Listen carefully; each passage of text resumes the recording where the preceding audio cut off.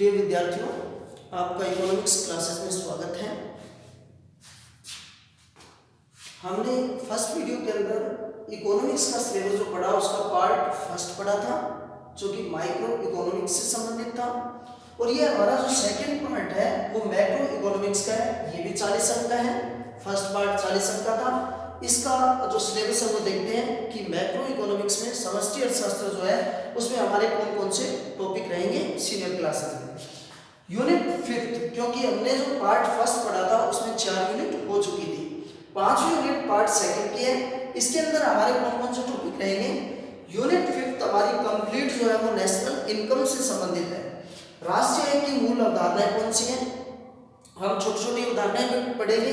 राष्ट्रीय आय के अंदर आने वाले जो छोटे छोटे कंसेप्ट हैं, जैसे सकल शुद्ध में क्या अंतर होता है, घरेलू राष्ट्रीय में क्या अंतर होता है, फैक्ट्री कॉस्ट मार्केट प्राइस में क्या होता है। तो इस तरह से इन अवधारणाओं के साथ जो मूल अवधारणाएं उनके साथ हम ये छोटी अवधारणाएं भी पढ़ेंगे। इसी तरह से डेप्रिसिएशन क्या चीज होती है, शुद्ध अप्रत्यक्ष कर किसे कहते हैं, ये सब चीजें हम इस फर्स्ट चैप्टर के अंदर पढ़ेंगे। राष्ट्रीय आय से संबंधित समुच्चय हम फिर नेक्स्ट चैप्टर के अंदर राष्ट्रीय आय जो है उसका अन्य अवधारणाओं से क्या संबंध है ये पढ़ेंगे। तीसरे पॉइंट के अंदर इसके अंदर जो दिया हुआ है टॉपिक राष्ट्रीय आय का मापन। राष्ट्रीय आय को मापने की रीतियां कौन सी है।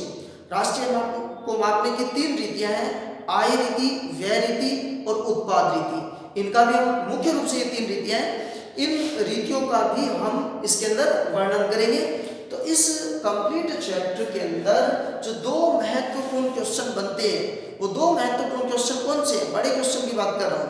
2 महत्वपूर्ण क्वेश्चन कौन से बनते हैं, एक तो राष्ट्रीय आय की अवधारणाएं, मुख्य अवधारणाओं में जैसे सकल घरेलू उत्पाद, सकल राष्ट्रीय उत्पाद, शुद्ध घरेलू उत्पाद, शुद्ध राष्ट्रीय उत्पाद। इन सब अवधारणाओं को हम मार्केट प्राइस पर भी ज्ञात करते हैं और फैक्ट्री कॉस्ट पर भी ज्ञात करते हैं। इसी तरह से हम अन्य अवधारणाएं भी पढ़ेंगे, जैसे कि व्यक्तिगत आय किसे कहते हैं, निजी आय किसे कहते हैं, डिस्पोजेबल इनकम जो खर्च योग्य आय है वो कौन सी होती है, प्रति व्यक्ति आय क्या है, वास्तविक आय क्या है, मौद्रिक आय क्या है। इन अवधारणाओं का भी हम इस चैप्टर के अंदर वर्णन करेंगे। तो इस तरह से इसमें 2 मुख्य क्वेश्चन बनते हैं, एक राष्ट्रीय आय की अवधारणाएं और दूसरा राष्ट्रीय आय को मापने की रीतियां। मापने की 3 रीतियां भी मैंने आपको बताई, उसका हम डिटेल से वर्णन करेंगे। आय रीति इनकम मेथड है, एक्सपेंडिचर मेथड है, अपनी व्यय रीति है और तीसरी जो है वो उत्पाद रीति है। सबसे महत्वपूर्ण रीतियों में आती है उत्पाद रीति। अब सेकंड और ये जो हमारा जो पार्ट 5 है ये 11 अंक का हमारा पार्ट रहेगा। टोटल 40 अंक के अंदर 11 अंक का पार्ट हमारा कौन सा है, ये यूनिट 5 का, जो कि कंप्लीट नेशनल इनकम से संबंधित है। अब यूनिट 6 में देखिए, यूनिट 6 हमारी जो है वो बैंकिंग सिस्टम से संबंधित है और ये यूनिट हमारी जो है वो 10 अंक की है। इसमें 3 चैप्टर हैं। फर्स्ट चैप्टर जो है वो मुद्रा से संबंधित है। इसमें हम पढ़ेंगे कि मुद्रा जो है उसका अर्थ क्या होता है, मुद्रा के कार्य कौन से होते हैं और इसकी महत्व क्या है, इनकी परिभाषाएं क्या है, ये सब चीजें पढ़ेंगे। और अलग अलग समय में हमारी जो अपने लेन देन की जो प्रणाली रही है वो कौन सी रही है। स्टार्टिंग में वस्तु विनिमय प्रणाली थी, उसके बाद में हम विशेष जो है पशुधन के अंदर भी विनिमय होना शुरू हुआ। फिर धीरे धीरे समय के साथ साथ जो है ये हमारा जो लेन देन का माध्यम है वो बदलता रहा। इसके अंदर अलग अलग तरह के सिक्के रहे, कभी चांदी के, कभी सोने के, कभी मिश्रित धातुओं के बने हुए। और अब जो है चलन के अंदर पत्र मुद्रा चल रही है, कागजी मुद्रा चल रही है। बहुत से देशों के अंदर सीमित मात्रा में जो प्लास्टिक मनी भी चल रही है। तो इस तरह से हम मुद्रा जो है उसका अर्थ पढ़ेंगे, कार्य पढ़ेंगे, इसके मुद्रा हमारे काम क्या आती है। ये टॉपिक जो है आपने शॉर्ट रूप में 10th में भी पढ़ा हुआ है, तो यहाँ हम डिटेल से इस चैप्टर को पढ़ेंगे। दूसरा जो हमारा चैप्टर जो 6th यूनिट है उसके अंदर व्यापारिक बैंक से एक इम्पोर्टेंट क्वेश्चन जो बनता है वो इसके कार्यों का क्वेश्चन बनता है। हमारे व्यापारिक बैंक का अर्थ, आपने जो कमर्शियल बैंक है, वाणिज्य बैंक है, हम किसे कहते हैं, व्यापारिक बैंक जो है उसका अर्थ और इनके कार्य हम इस चैप्टर के अंदर ये कंप्लीट डिटेल से पढ़ेंगे। ये भी आपने टॉपिक जो है 10th क्लास में शॉर्ट रूप में पढ़ा हुआ है व्यापारिक बैंकों के कार्य। इसी तरह से तीसरा केंद्रीय बैंक। प्रत्येक देश में एक सेंट्रल बैंक होता है, केंद्रीय बैंक होता है। हमारे देश का सेंट्रल बैंक जो है रिजर्व बैंक ऑफ इंडिया है। तो प्रत्येक देश के केंद्रीय बैंक के कार्य कौन से होते हैं, और कार्य के अतिरिक्त प्रत्येक देश का एक जो सामान्य कार्य है उसके अतिरिक्त प्रत्येक देश का एक महत्वपूर्ण कार्य साख को नियंत्रित करना भी होता है, जिसको हम मौद्रिक नीति कहते हैं। आरबीआई द्वारा देश में तेजी और मंदी को नियंत्रित करने के लिए जो उपाय किए जाते हैं, मात्रात्मक उपाय मुख्य रूप से होते हैं, गुणात्मक भी हो सकते हैं। मात्रात्मक जो उपाय किए जाते हैं वो मौद्रिक नीति कहलाती है, मॉनेटरी पॉलिसी कहलाती है।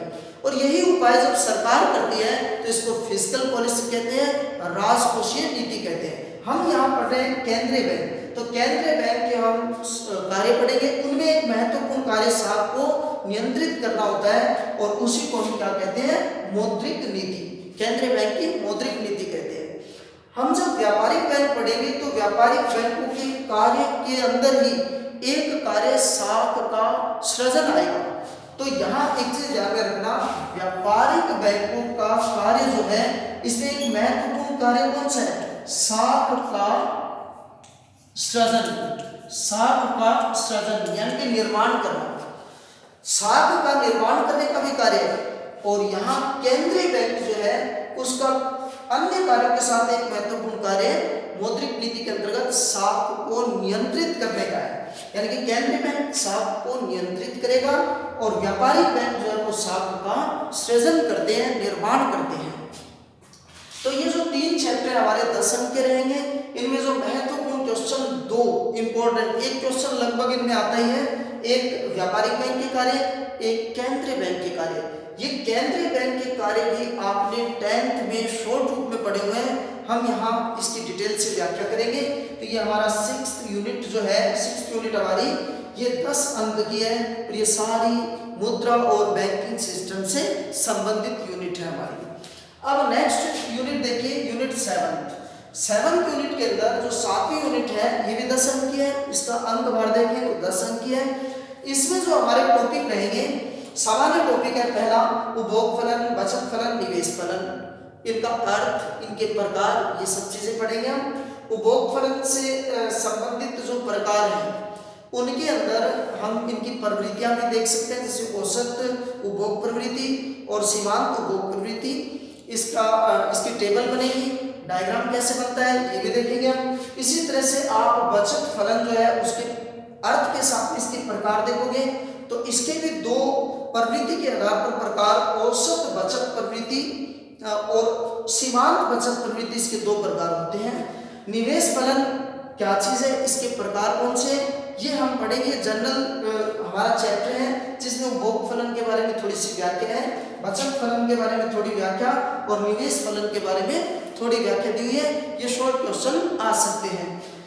आय व उत्पादन का निर्धारण, ये हमारा जो 7th यूनिट है हमारी, ये कंप्लीट यूनिट जो है ये जो है आय व रोजगार के मॉडल से संबंधित है।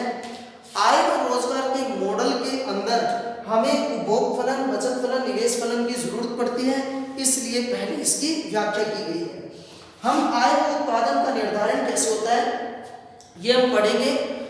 तो इस आय व उत्पादन निर्धारण से संबंधित भी बहुत सी विचारधाराएं हैं, प्रतिष्ठित विचारधारा है, किंचन विचारधारा है, किंच के बाद की विचारधारा है, आधुनिक विचारधारा है। आपके सिलेबस में प्रतिष्ठित विचारधारा के साथ किंचन विचारधारा जो है उसकी थोड़ी व्याख्या की हुई है। तो हम आय व रोजगार का मॉडल पढ़ेंगे। उत्पादन का मॉडल बोल दीजिए या रोजगार का मॉडल बोल दीजिए, आय व उत्पादन का मॉडल या आय व रोजगार का मॉडल, इसको हम बोल सकते हैं। इसका हम इसमें वर्णन करेंगे।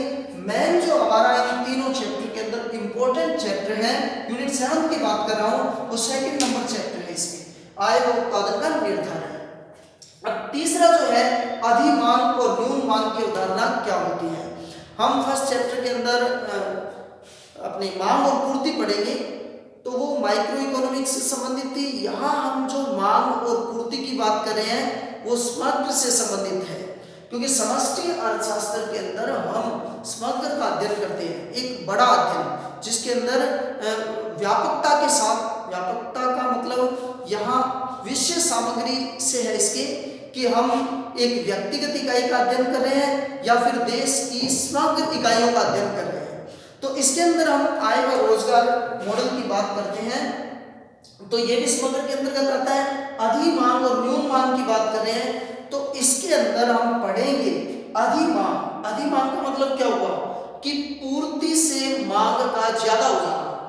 ये जो पूर्ति और मांग है वो समग्र मांग और समग्र पूर्ति की बात कर रहा हूं मैं। जब समग्र पूर्ति से समग्र मांग ज्यादा होगी तो उसे अधिमांग कहेंगे, और जब समग्र पूर्ति की तुलना में समग्र मांग कम रह जाती है तो उसको हम क्या कहते हैं, न्यून मांग की उदाहरण कहते हैं। ये समग्र मांग क्या है, एग्रीगेट डिमांड किसे कहते हैं हम, एग्रीगेट सप्लाई किसे कहते हैं, इसके सूत्र क्या होंगे, इनके डायग्राम कैसे बनेंगे, इन सब की व्याख्या हम पढ़ेंगे और उसके आधार पर हम बताएंगे बाद में कि ये अधिमांग और न्यून मांग की स्थिति किस तरह से बनती है और इसका डायग्राम क्या रहेगा।